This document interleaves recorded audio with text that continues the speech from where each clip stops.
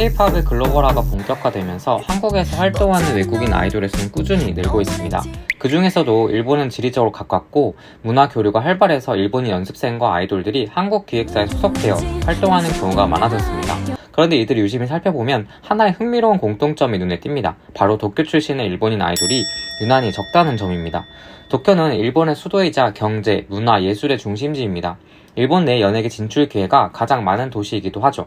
그럼에도 불구하고 현재 한국에서 활동 중인 일본인 아이돌은 오사카, 후쿠오카, 나고야 등 도쿄보다 서쪽 지방 출신이 압도적으로 많습니다. 과연 이는 단순한 우연일까요? 아니면 구조적인 배경이 있는 걸까요? 사실 일본 내부에서도 지역 간 문화 차이는 뚜렷합니다. 특히 도쿄 중심의 동쪽과 오사카, 교토, 후쿠오카 등 말투, 예절, 사고방식에서까지 차이를 보입니다. 도쿄는 조용하고 격식을 중시하는 도시입니다. 감정 표현은 절제되며 말투도 정중하죠. 일본에서 흔히 말하는 표준화된 일본인 이미지는 대부분 도쿄를 기반으로 만들어진 것입니다. 반면 오사카, 교토를 포함한 간사이 지역은 분위기가 사뭇 다릅니다. 말투는 직설적이고 유머러스하고 감정 표현도 훨씬 풍부하죠. 오사카 사람들은 농담을 즐기고 말하는 속도도 빠르며 활발한 커뮤니케이션을 선호합니다. 거리를 걷다 보면 도쿄의 조용하고 깔끔한 질서와는 다른 네온 사인으로 가득한 오사카의 거리, 웃음소리로 가득한 식당, 거리에서 대화하는 사람들의 활발한 에너지가 느껴집니다. 도쿄를 중심으로 서쪽으로 갈수록 아시아 본토와 한국의 정문화, 즉 감정의 공유, 정서적 교류, 관계 중심의 사고방식과도 닮은 점이 많습니다. 그래서인지 감정 표현이 중요한 K-팝 장르에서는 서일본 출신들이 더 자연스럽게 어울릴 수 있는 기질을 가진 것으로 해석될 수 있습니다. 두 번째는 도쿄에는 이미 기회가 많다는 점인데요. 도쿄는 말 그대로 일본 연예 산업의 심장부입니다. NHK, 후지테레비 같은 주요 방송국부터 대형 연예 기획사, 음악 레이블, 모델 에이전시, 연기 아카데미에 이르기까지 연예계 관련 자원과 기회가 대부분 도쿄에 집중되어 있습니다.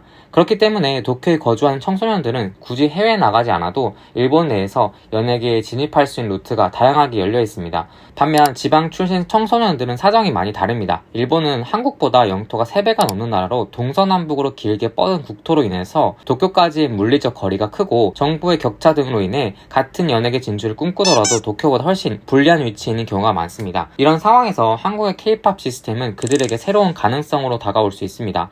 한국의 기획사들은 글로벌 오디션 투어나 온라인 지원 시스템을 통해서 일본의 지방까지 적극적으로 인재를 찾고 있으며 일부 지방 청소년들은 도쿄보다 오히려 한국을 더 현실적인 기회로 인식하기도 합니다. 이런 흐름 속에서 한 가지 흥미로운 현상이 나타납니다.